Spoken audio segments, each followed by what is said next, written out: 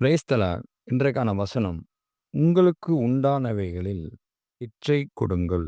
அப்பொழுது சகலமும் உங்களுக்கு சுத்தமாய் இருக்கும். இது ஆண்டவர் பரிசேயரை பார்த்து சொல்றாரு. ஏன் இப்படி ஒரு வார்த்தையை சொல்றாரு? இது எல்லாருக்குமே பொருந்தும். ஏன் இதை சொல்றாரு அப்படின்னா, இதுக்கு முந்தின வசனங்கள்ல அவங்க என்ன பண்றாங்க? உங்களுடைய சீஷர்கள் கை கழுவாம சாப்பிட்றாங்க. அதாவது பாரம்பரியங்களை, சடங்காச்சாரங்களை அவங்க சொல்றாங்க. யூத பாரம்பரியம், சடங்காச்சாரம் கை கழுவிட்டு சாப்பிடணும். கை கழுவுவது நல்லது தான். ஆனால் ஆண்டவர் என்ன சொல்கிறாங்கன்னா, நீங்கள் வெளிப்புறத்தை மாத்திரம் பார்க்குறீங்க. ஒரு பாத்திரம் இருக்குன்னா அது வெளிப்புறத்தை மாத்திரம் நீங்கள் சுத்தம் செய்து வைத்து கொண்டால் அது சரின்னு நினைக்கிறீங்க. அப்படி அல்ல. உள்ள பாத்திரம் சுத்தமாக இருக்கணும் அப்படின்னு சொல்லிட்டு தான் இந்த வசனத்தை சொல்கிறார். உண்டானவைகள், உங்களுக்கு உண்டானவைகளில் பிச்சை கொடுங்கள் அப்படின்னு சொல்கிறார். இது பொது மொழிபெயர்ப்பில் இன்னும்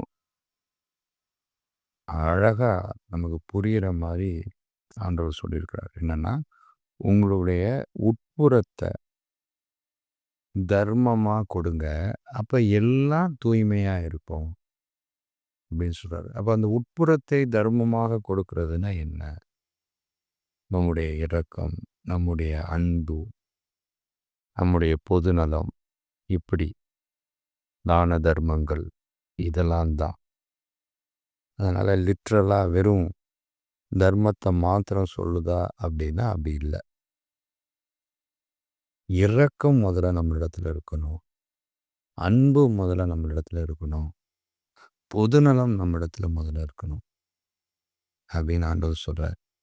நீங்கள் வெளிப்புறமாக கையை கழுவுறதுனால ஒன்றும் பிரச்சனை இல்லைப்பா.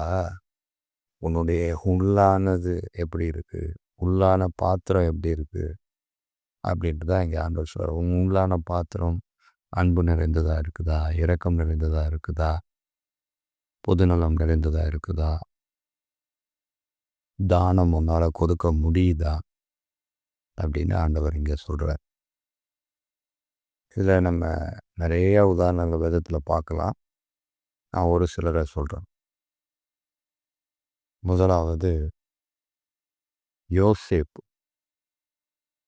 யோசேப்புக்கு நடந்த கொடுமை பெரிய கொடுமை. ஆனால் ஒரு பிரச்சனைன்னு தன் சகோதரர்களுக்கு வரும்போது, ஒரு தீமை தன் சகோதரர்களுக்கு வரும்போது, அங்கே அந்த உள்ளத்திலிருந்து பகிர்ந்து கொடுக்குறான். அதுதான் அந்த அன்பு. அங்கே நீங்கள் என்ன குழியில் போட்டிங்களான்னு பார்க்கல, என்ன நீங்கள் கொல்ல பார்த்தீங்களேன்னு பார்க்கல, எதையும் பார்க்கல.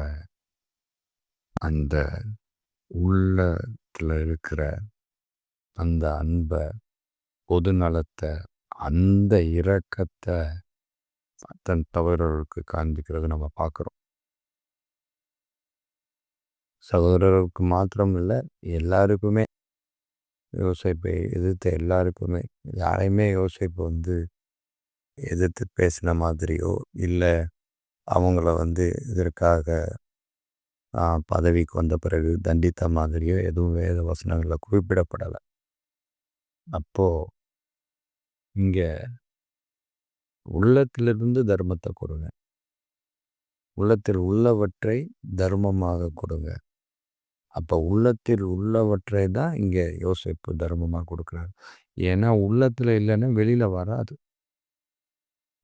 உள்ளத்தில் பழி வாங்கும் எண்ணம் வைத்து கொண்டு வெளியில் செய்ய முடியுமானா செய்யவே முடியாது. நடித்தாலும் ஒரு நாள் இல்லை ஒரு நாள் மாட்டிக்குவாங்க. ஆனால் யோசேப்பு அப்படி செய்யலை. யோசேப்பு உண்மை உத்தமமாக உள்ளத்தில் உள்ளவற்றை தர்மமாக கொடுத்தார். அடுத்தபடியாக சாரிபாத் விதவை. இந்த விதவையை பார்க்கும்போது ரொம்ப ஆச்சரியமாக இருக்குது. கடைசி மணித்துளிகளில் இருக்கிறாங்க. அவங்க வாழ்க்கையின் கடைசி மணித்துளிகள். அவங்க எலியாட்ட சொல்லும்போதே சொல்லுவாங்க, எங்களுக்கே எதுவும் இல்லை, நாங்கள் சாக போகிறோம், சாகிற நாங்கள் கடைசியில் ஒரு அப்பத்தை சுட்டு சாப்பிட்டுட்டு நாங்கள் சாக போகிறோம். இதுதான் எங்கள் நிலமை. எங்கள் வாழ்க்கை அவ்வளோதான். எங்கள் வாழ்க்கை முடிஞ்சிருச்சு. வீடு தருவாய்க்கு வந்துருச்சு. இன்னும் ஒரு சில மணித்துளிகளில் முடிஞ்சிடும், அவ்வளோதான் அப்படின்னு சொல்லும்போது எலியா சொல்கிறாரு, சரி உன் பிள்ளைக்கு அடை சுடுறதெல்லாம் இருக்கட்டும், நீ முதல்ல எனக்கு ஒரு அடையை சுட்டு கொண்டு வா, அதுக்கப்புறம் என்ன பண்ண உங்களுக்கு சுட்டுக்கலாம். ஆனால் ஒன்று, நீ இதை செஞ்சின்னா உனக்கு எண்ணெயும் மாவும் குறையாது அப்படின்னு சொல்கிறார். அப்போ அந்த விதவை அந்த இடத்துல தன்னுடையதை பகிர்ந்தளித்ததை பார்க்குறோம். அதாவது தனக்கே இல்லைன்ற ஒரு சூழ்நிலை வந்தும் கூட அங்கே பகிர்ந்து அளிக்கிறாங்க. அதற்கு பிறகாக என்ன நடந்தது நமக்கு தெரியும். எண்ணெய் மாவும் குறையவே இல்லை.